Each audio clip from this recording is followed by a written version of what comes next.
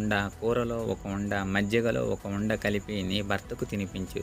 అతడు నీ మేడకు వచ్చి తీరతాడని వర్తమానాన్ని మాణిక్యాలదేవికి పంపించింది. తల్లి తెలియచేసిన ప్రకారం ఆ ఉండలను ఆహారంలో చేర్చి తినిపించింది. ఆ రాత్రి నవభోజరాజుకు నిద్ర పట్టలేదు.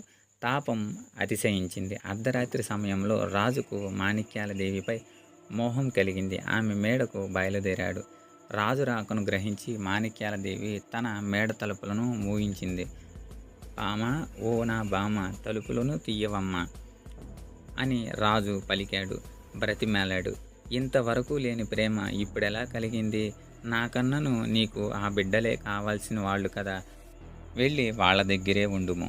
వాళ్లను మట్టు పెట్టలేదు కదా, వాళ్ళ వద్దనే ఉండవలసిందిగా చెప్పింది. రాజు తన మేడకు తిరిగి వెళ్ళారు.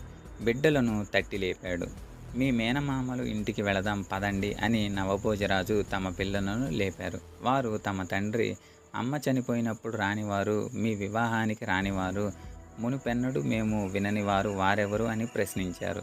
గతంలో వారికి మనకు వైరం ఉన్నది, రాకపోకలు లేవు, ఇప్పుడు కలుసుకుందాం లేవండి అని వాళ్లను పానుగంటిపురానికి తీసుకువెళ్ళాడు. ఈ రోజుకి ఈ అధ్యాయంతో ముగించి రేపు తదుపరి అధ్యాయంతో కలుసుకుందాం. మీ సపోర్ట్ని నాకు లైక్, షేర్ అండ్ సబ్స్క్రైబ్ ద్వారా తెలియచేయగలరు. వీడియో నచ్చినట్లయితే స్క్రీన్ మీద కనపడుతున్న QR కోడ్కి 2 రూపీస్ని డొనేట్ చేయగలరు. Thank you.